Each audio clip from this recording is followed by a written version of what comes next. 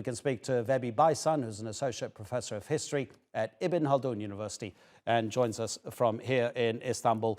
Professor, thank you so much indeed for your time. Regarding the first shipment leaving and Türkiye's involvement in this entire process, how much is Türkiye putting its own reputation on the line by trusting Russia? Well, a lot. But here, let's mention, I'm really proud what Turkey did. And in particular, President Erdogan, he invested heavily into sorting out this issue because the international community was not so successful. He personally mobilized his ministers and all institutions, and I'm sure used his personal friendship with President Putin and made it actually possible. It was very, very important, as our reporters and colleagues already mentioned. There is 22 million tons of grain in the silos, and the first shipment moving out of Odessa was extremely important. But let's give the scale of the operation. It is probably 1 in 1,000%.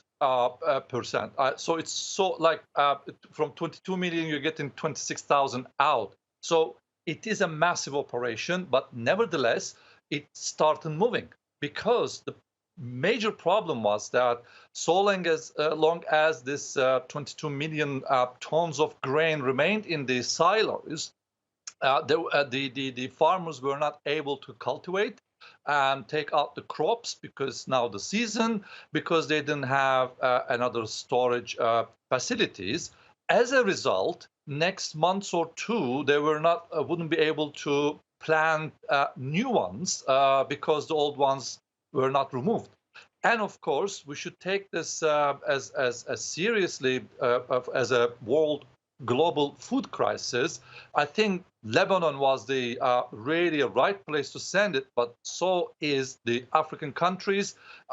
Ethiopia, or our brothers in Egypt, 82% of their grain comes from Ukraine. So this all was halted, interrupted, with no prospect of actually mobilizing them again. So it is a good start, nevertheless, but it's a massive operation, and Turkey still stands behind it and mediating. But as I said, the personal relations here played a significant role in resolving this issue. Sure, and when we're talking about reputations, what about Russia's reputation and Vladimir Putin in particular, only given the grain crisis, not regarding the conflict? Many people say that actually because of his actions in Ukraine, he'll never recover his reputation. But in terms of his allies, especially I'm thinking about the African continent. You remember a couple of months ago, Senegal's President Macky Sall went to visit him in Russia, and he really impressed upon Mr. Putin the need for Ukrainian and Russian foodstuffs to come to Africa. We had Foreign Minister Sergei Lavrov just recently last week on a tour of African countries saying, don't worry, we'll honor our commitments. Is Russia in danger of losing its friendships across the world because of the crisis it's created by many people, say, using food as a weapon of war? This deal is certainly fragile, and violating the deal will have serious and significant consequences, no doubt. But here we are in front of probably conflicting interest, or the perception of crisis is totally different, because Russia, and namely Mr. Putin, actually believes that the food crisis was created by the actions of allies and in the pretext of defending Ukraine. And he just doesn't take any responsibility. And Russia says that this is not our issue. It's caused by, others. So from that perspective, and since the beginning of the conflict, Mr. Putin always defended this idea. So what we don't know is that behind the scenes, what was going on, and the negotiations led into what kind of concessions and promises were given. But certainly, Russia doesn't take responsibility in this crisis. So therefore, obviously, Russia will do everything to protect or preserve their reputation.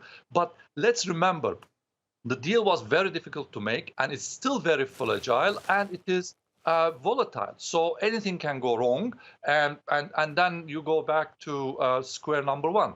But having said that, the world actually, unfortunately, probably in our modern times, never seen a crisis or food crisis of this scale, and unfortunately there is no solution to it other than removing this grain and shipping it to the countries most in need, so that actually they can allow new crops to be planted and hopefully, move on. But there are other crises as well. Due to the sanctions, the fertilizers are actually in high demand, and we don't know what's going to happen in next winter or the spring coming, because the crops are actually again in a what they call it in a danger to be completely wiped out from the ground. So what I'm trying to say is that Russia invested, we have to acknowledge that Mr. Putin invested into this. Mr. Erdogan actually did all he can to make this deal become successful, and now that first shipment is moving, the vessel moving, is a good sign, and we just hope and pray that it would continue this way, and the other ships that 17 of them have been already loaded would safely leave the ports. But let's remember that the waters in Black Sea is infested with very dangerous mines, and again, clearing them is another massive operation. Like your thoughts and prayers, they go along with those of the UN Secretary General Antonio Guterres, who's welcomed the departure of this ship as well. Professor Vehbi Baysan, thank you so much indeed.